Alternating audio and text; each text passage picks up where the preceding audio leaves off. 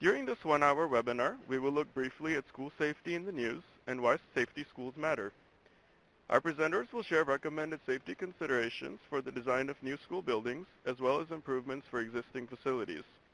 They will also describe the use of site assessments to help identify and prioritize safety design features and retrofits, as well as share several ideas for cost-effective retrofits to improve safety and security in school buildings.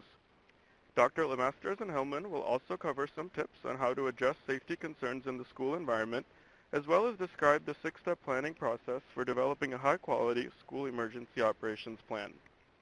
Finally, participants will be directed to a number of helpful resources and will have an opportunity to ask questions throughout the webinar that will be answered during the dedicated Q&A session at the end of this event. Before we get started, let's review some quick tips to help ensure you are able to hear the audio, ask questions, download files, and request technical assistance during this event. To ask a question, use the Q&A tool on the lower right side of your screen to send your message to the facilitator. Questions will be answered in the order in which they appear and as time permits. To download a copy of the presentation slides and other pertinent handouts, use the Downloads box in the upper right corner of your screen. Select the name of the handout you would like to review and click the Download Files button. As a reminder, there is no dial-in for this webinar. Audio is available via the link provided. If you are experiencing any difficulty hearing the audio stream, please turn up your computer speaker volume at this time. Finally, if you experience any technical difficulties during the webinar, please contact Kayla Baker at kbaker@onesourceinternational.com. You may also request technical assistance using the Q&A tool. Now that we have that covered, let's get started. I am very pleased at this time to turn it over to Dr. Linda Lemasters. Good afternoon and hello. School safety is a very important and relevant issue. We've all read the headlines and heard reports of breaking news from a school. It seems very common to hear a story of another disaster taking place. There are several types of threats and hazards. Some are structural issues, some are fire and chemical related, while others are results from natural disasters posed by the environment and threats posed by human activity. There are many types of risk and hazards students face, and these dangers do intersect with educational facilities. The following headlines illustrate that we must design and retrofit our facilities for greater safety and address various types of risk and hazards. We have all heard on the daily news. For instance, New Jersey boy dies after school lunch table bench collapses on him. KHOU Pasadena school evacuated because of fire. The New York Post, 2 high school kids burned in lab accident. The Weather Channel, tornado destroys brand new Arkansas school. And finally, on the news network, Washington schools face multiple threats from natural disasters.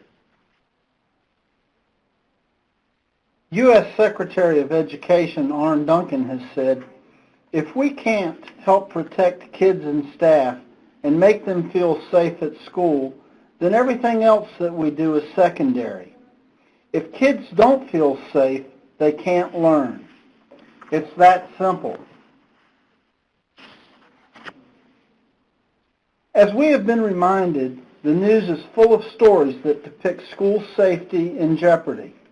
However, there are other reasons to be concerned with safety in education facilities. Here are some other considerations. Unsafe facility conditions may lead to potential injury and illness of occupants and visitors. Research has identified a correlation between a student's negative perception of safety and impeded academic progress. Additionally, there is a correlation of students' perception of safety and their behavior. There have been a number of studies on the broken window theory, the theory that the appearance of disrepair and disorder contribute to the normalization of actual social disorder. Implications of this theory extend to the relationship of the appearance of disordered and unsafe education facilities and student behavior. Unsafe aspects of education facilities have negatively affected students' health, sense of security, and cooperation. Consider the effects of poor air quality, exposure to mold, the prevalence of pests, or visible damage to roofs and floors. How might these examples affect perceptions of safety and well-being? These considerations affect student behavior. Student cooperation is negatively affected when health and sense of security are jeopardized. Safety issues may present concerns of legalities and liabilities. While facility managers are not generally deemed liable for student injury in the school facility, in cases of gross negligence, administrators and facility managers may face repercussions for not acting to resolve safety concerns. Designing for safety is a process that involves identifying and implementing safety principles in the planning and construction of a facility. The goals in this approach are integrate best practices in facility design with risk assessment methods at the outset of the planning and construction process. Identify potential hazards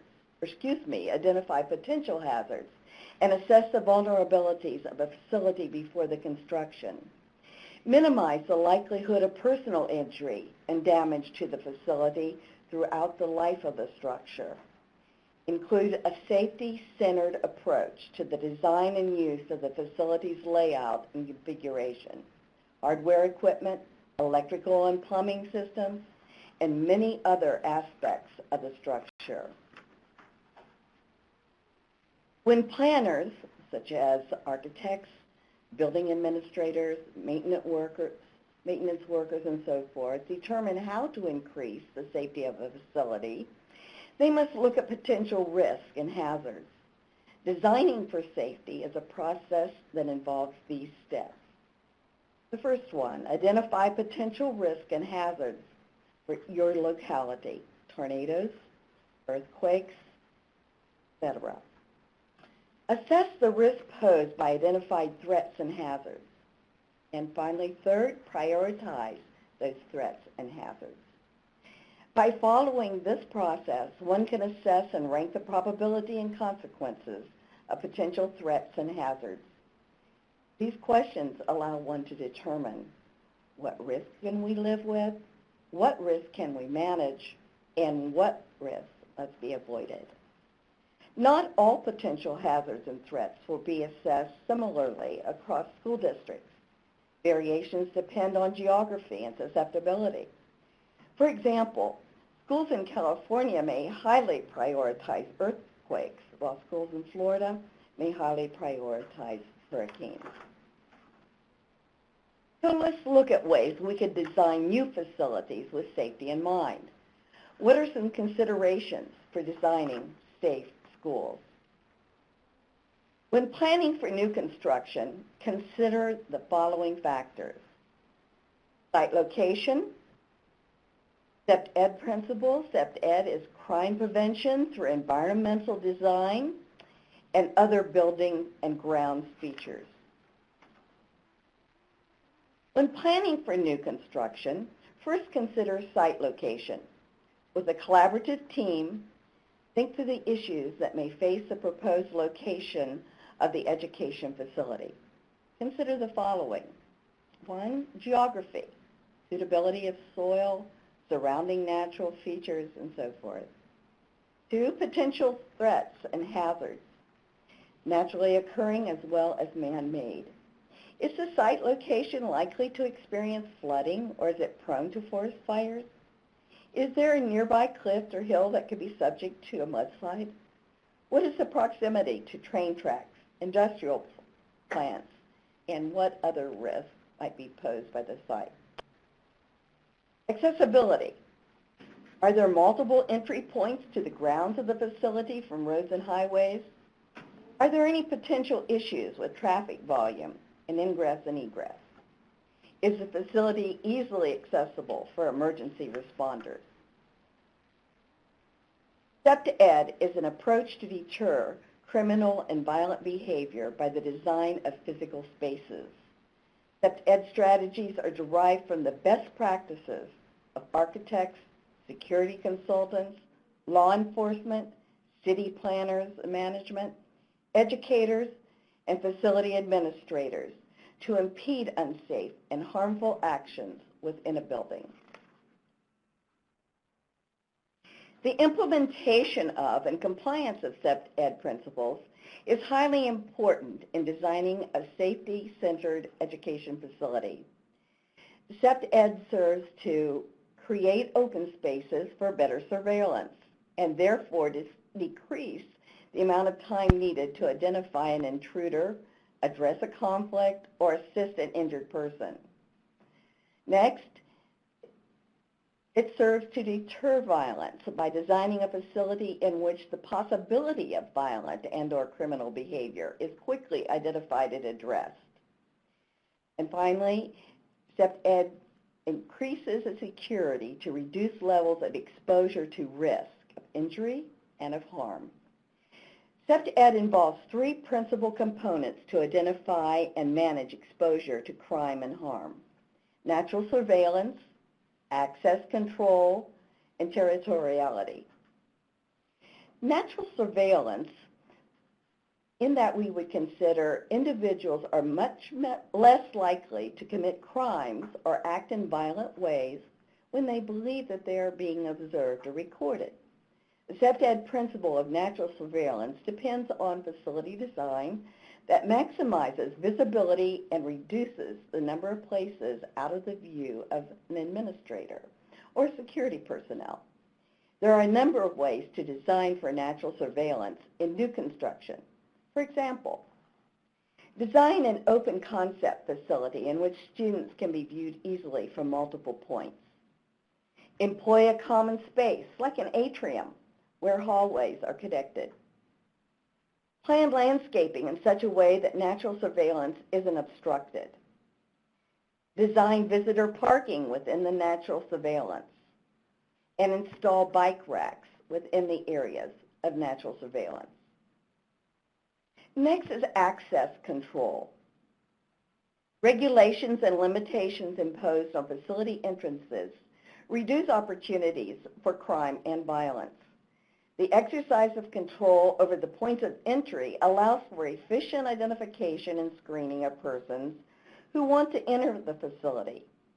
And here are some design steps for secure access control. Consider the inclusion of perimeter fencing to deter trespassers. Use a double entry system or a vestibule if possible at the main point of entry where ID checks can be made on all visitors. Consider using minimal glass. Install security glass film to reinforce glass on main entrances. Design full windows to be a minimum of 72 inches off the ground, and windows below 72 inches should be a maximum of 12 inches wide. And finally, locate dumpsters and other options that could be used to climb onto or into the building at sufficient distance from the building. Territoriality. The clearly designated use of space creates a sense of ownership for staff and students. The delineation of space creates an environment where intruders are more likely to stand out. Consider providing generic, clear, and concise signage at all hallway entrances and directional signage to gyms, cafeterias, and libraries. When planning for new construction, consider these other facts as well. Structural design for natural disasters. Be aware of the region's susceptibility to a wide variety of natural phenomena such as windstorms, floods, earthquakes, landslides, wildfires, and other hazards. The desired level of seismic resistance will often influence building design as well. And for hurricanes, typhoons, and tornadoes, roof trusses should be braced, hurricane straps should be utilized, and doors and windows must be protected by covering and/or bracing. Also, it would be wise to refer to your state and local codes on these very issues. Ingress and egress factors, or entrances and exits. Secure HVAC ducts, hatches, and other means of ingress for the facility maintenance team. Design adequate egress paths in classrooms, hallways, cafeterias, and gyms. Protective gear and equipment. Have a functional fire safety system in place, complete with alarms and extinguishers. Labs should have protective goggles and gloves. Install AED or automated external defibrillator devices and directional signs to them. Make first aid kits, whistles, and traffic safety vests available. Emergency response. Design secure access to all external electrical panels so that only appropriate parties can gain entry. Install or provide two-way communication devices. Consider the addition of a closed-circuit camera system for better supervision and emergency response. Provide emergency exits necessary to ensure ease of escape in hazardous situations. Clearly mark emergency exits with appropriate signage. And safe rooms. The inclusion of safe rooms in facility design has become popular in tornado-prone areas and or could be used in the event of school violence if there is secure access. These spaces could serve as a gymnasium, library, cafeteria under normal circumstances and become a safe room in case of emergency. Identify storm shelter areas with standard visual identifiers, stickers, or other identifying marks above the outside door. Now, many school districts are not able to implement a construction program to employ the latest practices in safety design for new facilities. These schools must identify ways to retrofit their structures for greater safety.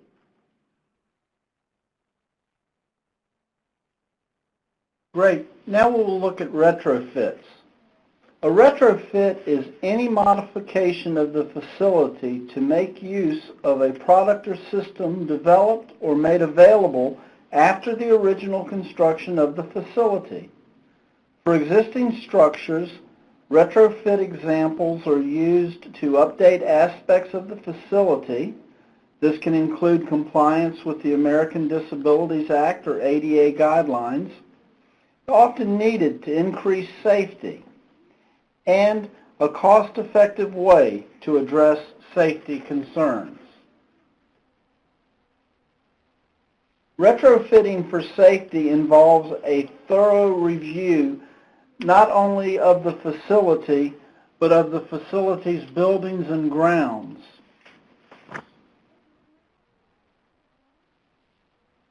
How can we determine what facility features should be considered for retrofits? Site assessments identify facility features for retrofits in order to increase safety. These assessments identify and evaluate potential threats and hazards. The task of addressing a facility's vulnerabilities involves a collaborative effort. A site assessment examines the safety, accessibility, and emergency preparedness of the school's buildings and grounds. This assessment includes, but is not limited to, a review of the building access and egress control measures, visibility around the exterior of the building, structural integrity of the building, compliance with applicable architectural standards for individuals with disabilities and others with functional and access needs, as well as emergency vehicle access. A site assessment should result in an increased understanding of the potential impact of threats and hazards on the school buildings and grounds, as well as the risk and vulnerabilities of the school buildings and grounds when developing the plan. Ensure that facilities are physically accessible and ADA compliant for students, staff, parents, volunteer workers, and emergency response personnel. What should be considered for retrofits? Building entrances. You need to consider limiting access to non-primary entrances and utilize a single point of entry. Secure all unnecessary entrances. Use a double entry system or a vestibule if possible. Window systems should also be considered for retrofits. Remove items that impede the views from windows. Add protective layers to windows to prevent damage in the event of inclement weather or violence. Protect basement or utility windows with security grills or window well covers. Install security window film to reinforce glass on main entrances.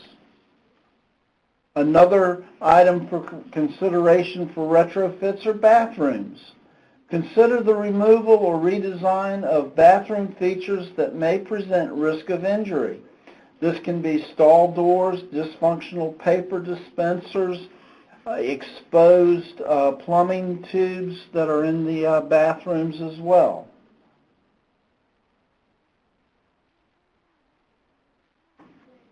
Sprinkler systems. Be sure that the sprinkler system activates and functions well when a fire alarm is activated. Assessments of the sprinkler system should identify design problems, clogged and obstructed sprinklers, leaking valves, missing nozzles, leaks or breaks, and overspray.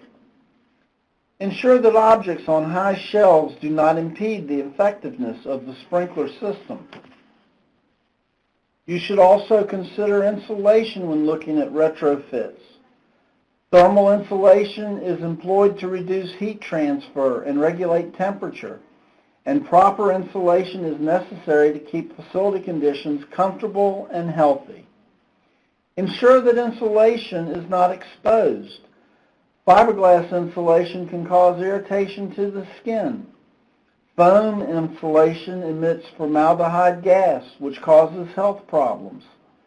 Cellulose insulation, which is made of recycled newspapers, contain ink that can be inhaled. Vermiculite and perlite insulation may contain asbestos in older constructions. You should also consult insulation experts to evaluate the risk of safety due to the insulation of the facility. Another system that should be considered for retrofits is your heating and air conditioning or HVAC system. Secure HVAC units to prevent any tampering, and utilize detectors for carbon monoxide and smoke. There are some other considerations when evaluating the retrofits of a facility. Confined or inaccessible spaces. Evaluate the benefits of the utility of the space. Consider closing off access to confined spaces that students or intruders may use for illicit activities or hiding. Assess the vulnerability of the space for fire or pest issues. Pest management issues are a consideration. A property assessment may identify entry points for insects and rodents. Routine extermination appointments are necessary to eliminate creatures that carry disease. Emergency response is also a consideration when retrofitting. Retrofit existing access control systems with lockdown buttons. Ensure that communication systems are in place for effective contact between administrators and local first responders in emergency situations. Identify and address any facility feature that may be obstacles for emergency response teams. Perhaps your district will consider repurposing an existing structure to serve as an educational facility. Structures such as malls, warehouses, banks, and other non-standard spaces can present exciting, rewarding, and daunting opportunities for educational facilities. Consider the cost and benefits of repurposing a building with safety in mind. Cost control will be a major factor in retrofitting the structure for safety. Additionally, some features of the repurposed building may not be conducive to student populations. For example, there may be multiple levels of the facility. The facility may be in close proximity to busy highways. There may be poor visibility for supervision. These are just a few examples of conditions that may not lend a building conducive to a school facility. A careful assessment should be made before initiating the procurement process. Because schools and school districts are responsible for providing a safe and healthy learning environment for students and staff, understanding how to design and maintain school buildings is an important part of supporting that environment. Through planning and research, schools and school districts can work to understand how the safety of the school building directly impacts the health, safety, and educational experience of students and staff. Mitigation, or the capabilities necessary to eliminate or reduce the loss of life and property damage by lessening the impact of an emergency, is just one way schools can work to maintain a safe and healthy learning environment. Mitigation, as outlined in Presidential Policy Directive 8, or PPD 8, is a component in our nation's approach to preparedness. The safety design features need to be supported with policies, training, routine monitoring, inspections, and maintenance. For example, ensure AED devices and fire extinguishers are in working order and that staff members are trained to use them. Ensure that floors are in good repair and identify any broken features of the floor. Damaged floors, loose tiles or floorboards, or slick surfaces pose a risk of falling and injury. Keep exit ways clear of obstructions. Have the heating, cooling, and ventilation system inspected routinely. Respond quickly to any indication of water damage or a leaky roof. PPD 8 describes the nation's approach to preparedness, and this directive is aimed at integrating planning processes at all levels and with all sectors. PPD 8 defines preparedness around the following 5 mission areas. 1 is prevention. Prevention is the action schools take to prevent an incident from occurring. 2, protection focuses on ongoing actions that help shield students, teachers, staff, visitors, networks, and property from a threat or a hazard. 3, mitigation means the capabilities necessary to eliminate or reduce the loss of life and property damage by lessening the impact of an event or emergency. It also means reducing the likelihood that threats and hazards will happen. 4, response means to reestablish a safe and secure environment, save lives and property, and facilitate the transition to recovery. And 5, recovery means the capabilities necessary to assist schools affected by an event or an emergency in restoring the learning environment. These 5 mission areas are generally aligned with the 3 time frames associated with an incident: before, during, and after. Before involves prevention, protection, and mitigation activities. These mission areas generally take place before an incident, although ongoing activities can occur throughout an incident.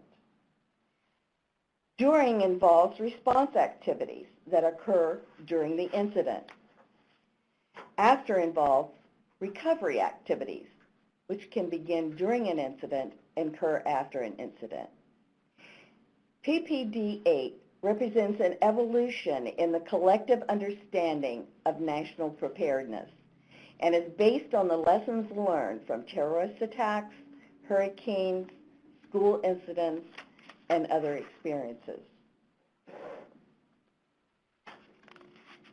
On January 16, 2013, after the events in Newtown, Connecticut, President Obama put forth his Now is the Time plan, which sets forth 4 major objectives to protect our children and communities by reducing gun violence. One of these objectives is to make schools safer. The President's plan calls for every school to have a comprehensive emergency plan and to support this effort. He tasked the Department of Education, Justice, Health and Human Services, and Homeland Security to develop guidelines for developing high-quality emergency plans for schools, houses of worship, and institutions of higher education.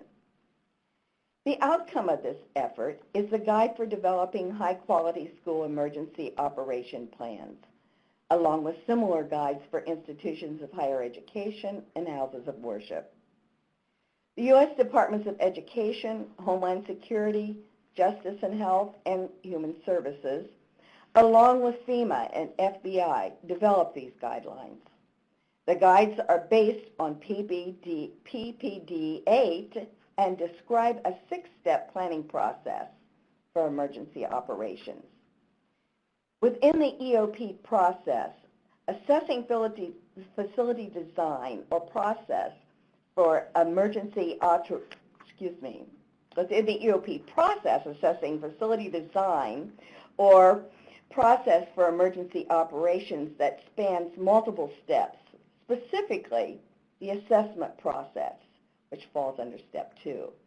Next, we will break down each step in the process and also explain how and where the designing or retrofitting of facilities for safety fits into this process.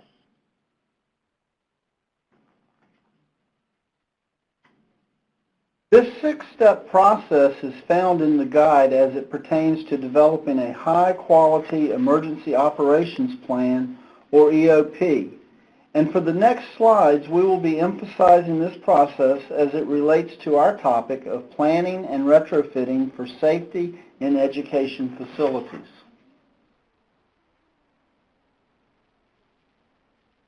Step 1 of the planning process is form a collaborative planning team.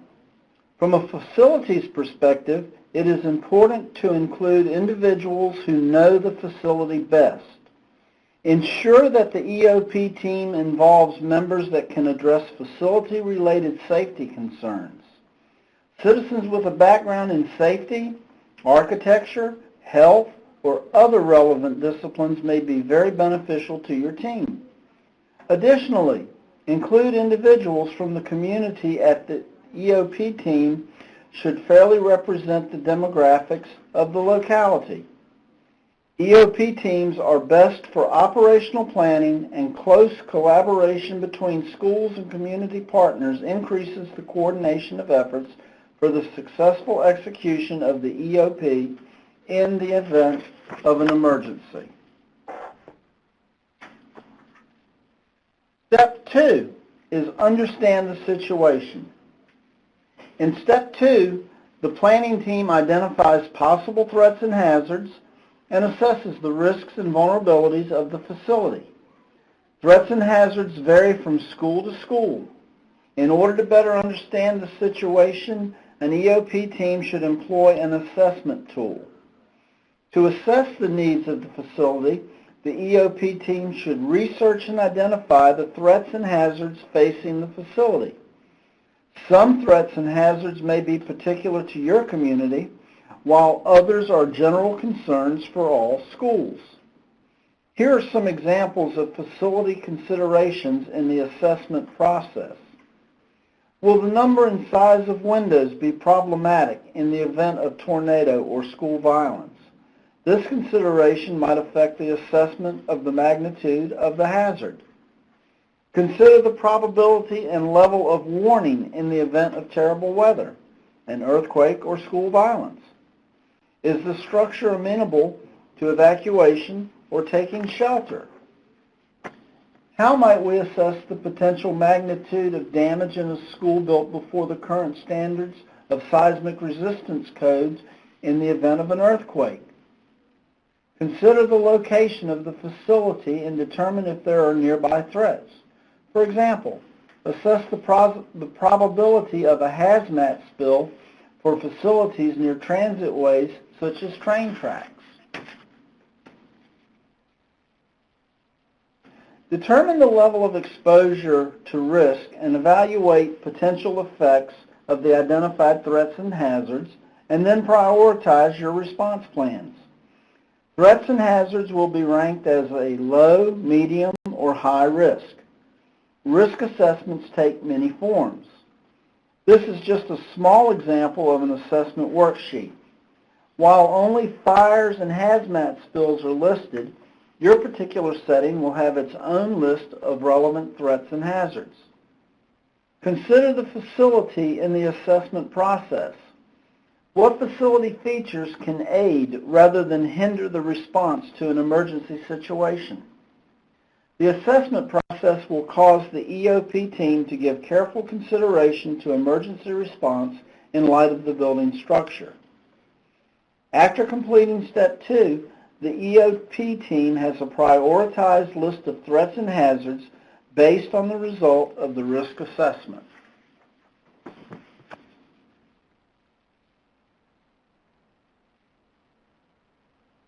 In Steps 3 and 4, the planning team will develop goals and objectives for each of the threats and hazards identified in Step 2.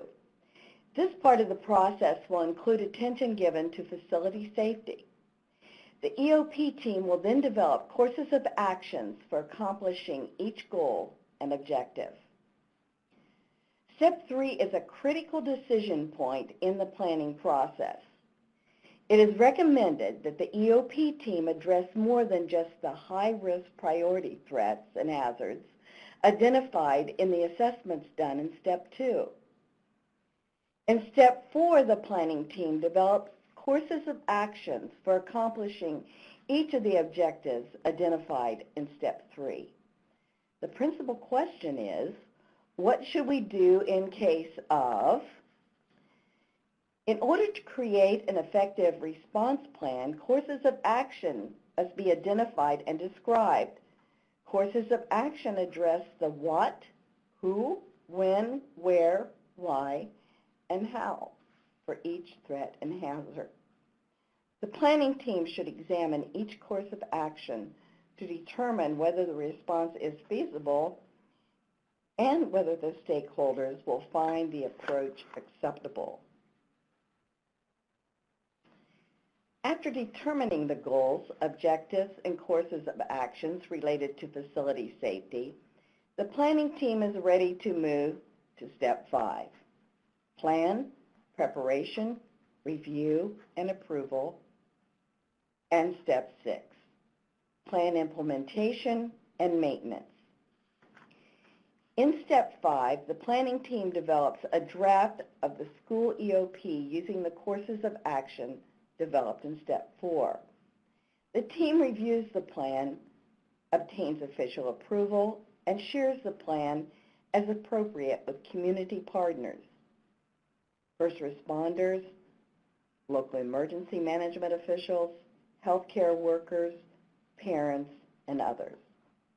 After the plan has been approved and implemented, the school EOP team should continually revisit and refine the EOP.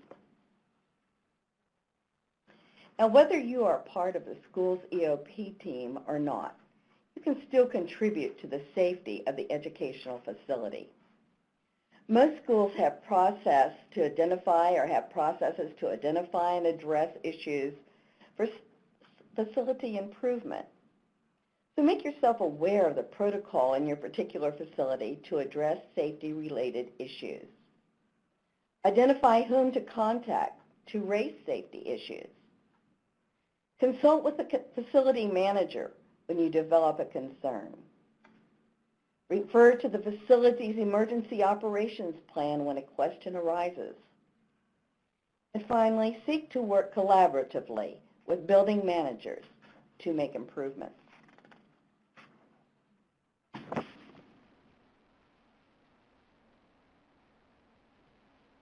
In preparing today's training, these are the resources and some of the resources that we utilized to come up with the training. We would encourage you to visit these websites and look at the tools they have to offer.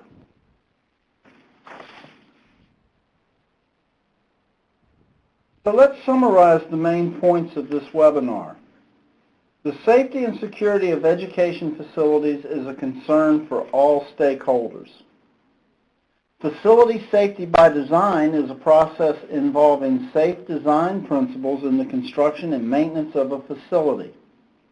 There are many common facility features to be considered for retrofits, as improvement can always be made. Site assessments are an important way to evaluate the levels of safety of any structure, and the safety of our schools must be assessed. Become aware of your school's Emergency Operations Plan, or EOP. There are appropriate channels available to address safety concerns with building planners, construction companies, and facility managers.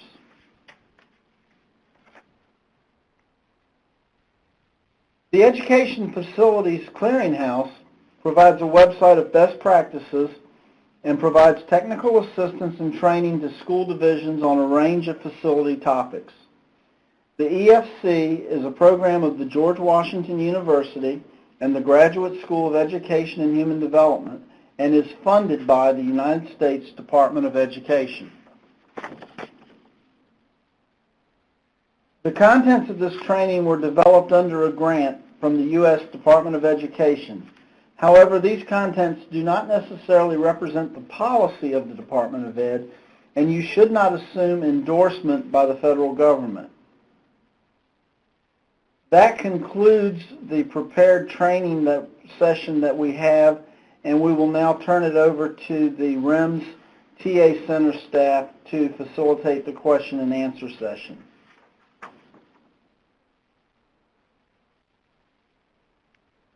Thank you, Dr. LeMasters and Dr. Hellman, for that great presentation. We will now take a few questions from our participants. Just as a reminder, you may pose your questions using the Q&A tool on the lower right-hand side of your computer screen. And we have received our first question, and this one is for EFC.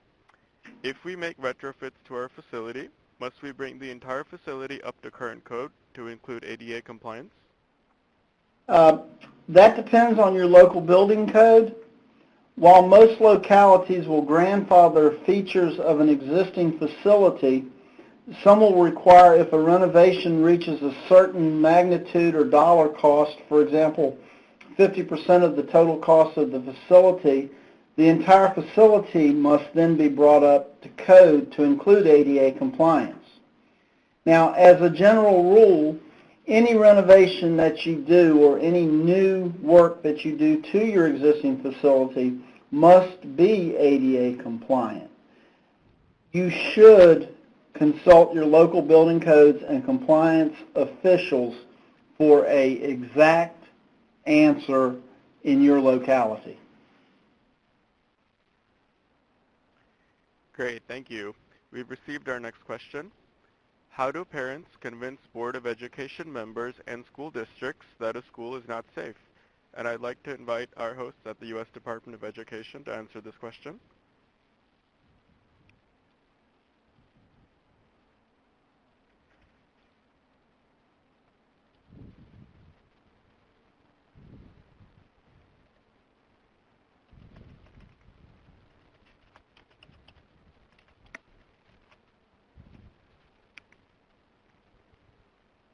Akshay, could you repeat that question? I was on mute. Kind of missed it. Absolutely, I apologize. So the question is, how do parents convince Board of Education members and school districts that a school is not safe, and what actions may be taken if a district is unwilling to implement safety measures? Well, I mean, Sure. Go ahead, Amy. Sure. I was just going to say that this is a locality-specific concern in that that's going to vary depending on where you are and what the relationship is that you have with the persons identified or the groups identified. That said, we would encourage you to work with the district safety team or person and share your concerns, as well as possibly using a feature that we have on our REMS TA Center website called a community of practice to ask how others have found ways to get their voices heard or their concerns addressed by the district or the Board of Education.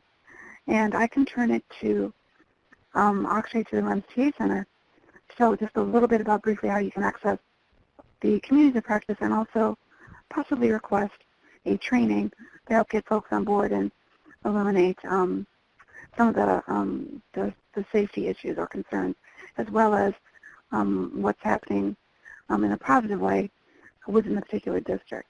Akshay? Sure, thanks, Amy. So the community of practice is a virtual space for schools and school districts and community partners to collaborate on projects and to really learn from the experiences of others in the field. And so in order to join the community, we'd invite you to visit our website, which is rems.ed.gov/COP, and you'll find on that page instructions for joining the community. You can view resources, ask questions, share your concerns, as well as offer recommendations. And currently we have a few hundred community members, so we'd love for you to participate. In addition, as Amy said, we do have a training. It is Developing Emergency Operations K-12 101. We offer this training in two formats, both a 4-hour Train the Educator and an 8-hour Train the Trainer training. And the trainings really are, what they do is they provide an overview of the planning processes and key considerations for creating, revising, and enhancing high-quality school EOPs, and also applicable for all those who serve on school planning teams, as well as other interested community stakeholders, such as first responders and law enforcement.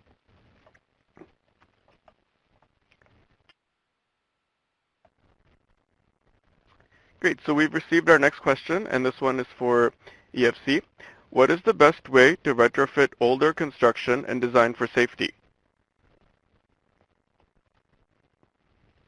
That I would have to say is a wide open question.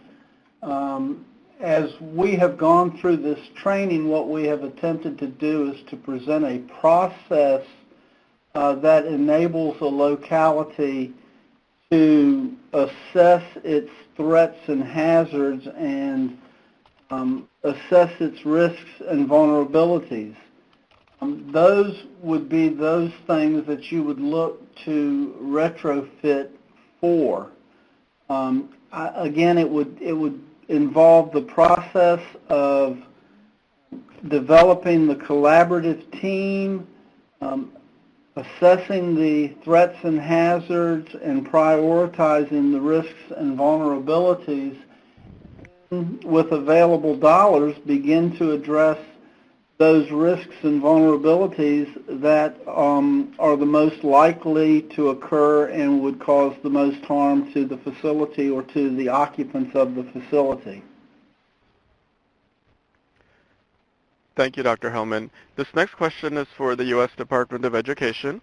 Is there any federal grant funding projected in the near future for physical security upgrades or retrofits for schools and IHEs, other than that available through the Homeland Security Grant Program? Hi.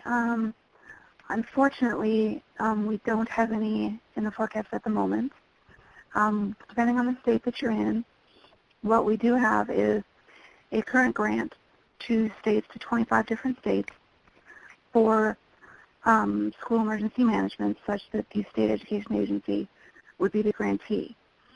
You can go to the www.ed.gov website for a full list. You can also go to the REMS TA Center website for a list of all of the state grantees. The purpose of the grant is to help the SEA increase their internal capacity to be able to train and assist districts with developing their plans. So if there's something that you need and you would be within one of those states, you can contact your state education agency. If you are not, what we offer in the REMS TA Center and through EFC is obviously not funding, but everything else. We have a rather robust suite of resources that are available to you for free. So I would encourage you to take advantage of those. Thank you, Dr. Banks. This next question is for EFC. It says, your guidance for designing safe physical environments of schools focuses on mitigating potentially unsafe situations, such as natural disasters. However, are there recommendations for designing structures, functions, or elements of the built environment of schools that promote safety, such as spaces in schools that encourage socialization processes that optimize students' and adults' perceptions of emotional and physical safety? And I'd like to invite Dr. Lemasters and Hellman to answer this question. I would be certainly happy to take a first response to that question. And I would do so by saying that a lot of the tenets of CEPT-ED, or crime prevention through environmental design, are not only tenets that help to prevent crime and control behavior, but as was explained and outlined, a lot of open areas and access control could help as well to provide areas for the socialization. So I don't believe that the two tenets as presented are mutually exclusive. I think they can be done in collaboration so that you can achieve both a safe environment where the students can congregate and have the ability to socialize.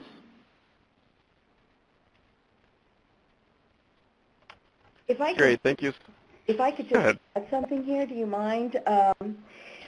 I hear the word sometimes too, actual safety or perceived safety, and perceptions are reality. So if everyone who is working to make that school safe is aware of safety tenets and things that we are doing to call attention of how we want to keep our students safe, this helps the actual safety to grow as well, because the perception changes that we are working in a safe school, or we are going to school in a safe school. And with this attention to safety by students, through staff, through community, and so forth, it will become a lived behavior, and people will reap the benefits of a safety program in more than just the physical things that we do with the building.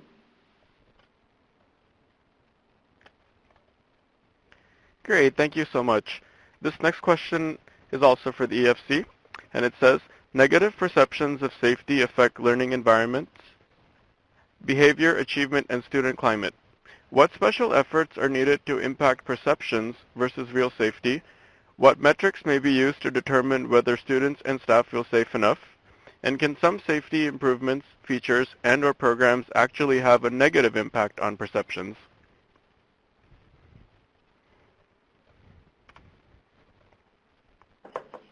Dr. Lemasters, I believe you were approaching the answer to that on the previous question, so I will yield to you.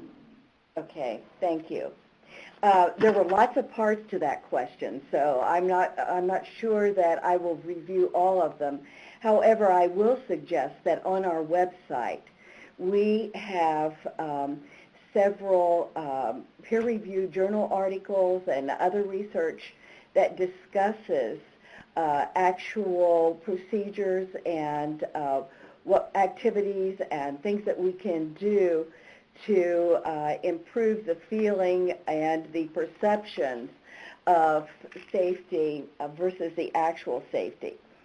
And can you give me another part or two of that question just so I know I'm not addressing it all? Absolutely. So the next part was, I'll just read it out one more time. What special efforts are needed to impact perceptions? What metrics are used to determine whether students and staff feel safe enough? And can some safety improvements, features, and/or programs actually have a negative impact on perceptions? I'm going to start with that third one first because I think that that one is often a topic with school boards or city employees in terms of our city administrators and so forth. Because of some of the actions or processes that we have put in place in our schools and in our public buildings, sometimes people make the comment that, oh, it is too inhibitive to our actions, or that our personal space and so forth is being invaded. And I think that's where we need to make sure that what I spoke of a moment ago, that we are also working with our whole school community and our partners so that they understand that these actions and processes are actually going to contribute to the safety. It's not just something that we're doing to be aggravating or to be less than a desirable. It is, our processes are there to keep children and our staff and young people safe. For instance, if I have a process where everyone must sign in, or I have a process where I have to use a certain kind of book bag, it's a process there because we want to develop safety. And having the professional development that goes along with the activities in the process will help not only the perceptions improve, but will actually improve the school safety situation. As far as metrics are concerned, I'm not sure exactly what that means, but I do know that there is research that talks about the safety and security of young people and how it affects or it doesn't affect their learning. There is also research considering how the staff feels about the safety of a particular facility.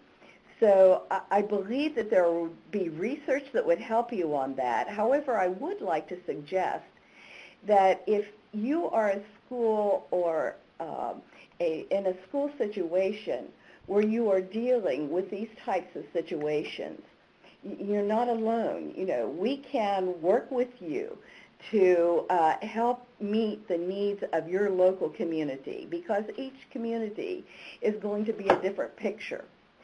So having perhaps our organization or RIMS come to you or go to RIMS will allow you to get some expert assistance so that we're not talking in generalities as we have to today, but we are talking specifically for your school and your community, your children, your staff, and your community partners.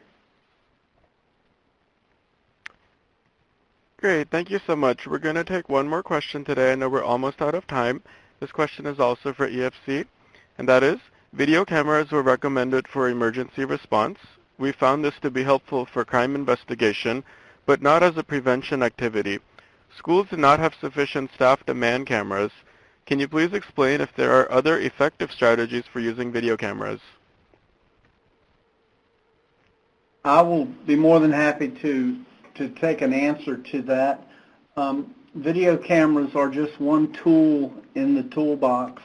There are multiple strategies as are outlined through the crime prevention, through environmental design. There's magnetic door locks, there's the windows, there's sensory alarms, there's all kinds of different things.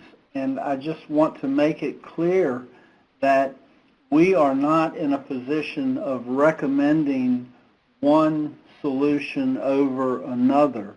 What we have tried to do is to provide some fuel for thought, to share with you various tools that you can utilize, different approaches that you can take in terms of trying to make your school safer. There is no one pill that an individual division or an individual school can take that is going to make it safe. Each school is a different, unique situation, and without being redundant, that's why it's important to go back to the process to look at your threats and hazards and evaluate your risks and vulnerabilities.